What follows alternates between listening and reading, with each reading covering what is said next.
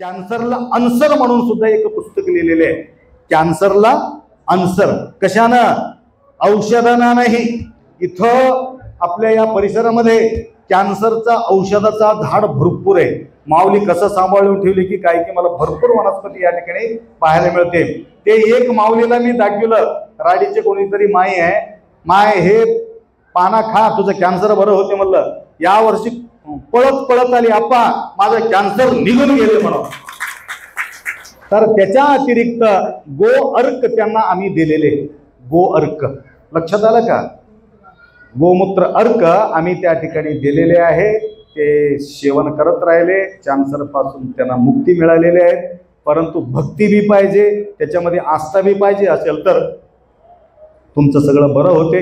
तर महिन्यातून एक वेळ रमेश डॉक्टर रमेश त्या ठिकाणी तुम्हाला मार्गदर्शनासाठी येत असतात. आता एक आपले हनुमंतराव पाटील नागमपल्लीचे आले होते 2 वर्षापूर्वी. त्यांना सांगितलं आता तुम्ही काही 99% हे आउट होण्यामध्ये आहे, काय अर्थ नाही म्हणले. तर 2 वर्षापूर्वी आम्ही त्यांना गोमूत्र म्हणजे गोमूत्रापासून बनलेले अर्क, गोमूत्र पिण्यासाठी थोडं अवघड वाटते, अर्क तयार करून पिले की थोडं अवघड वाटत नाही.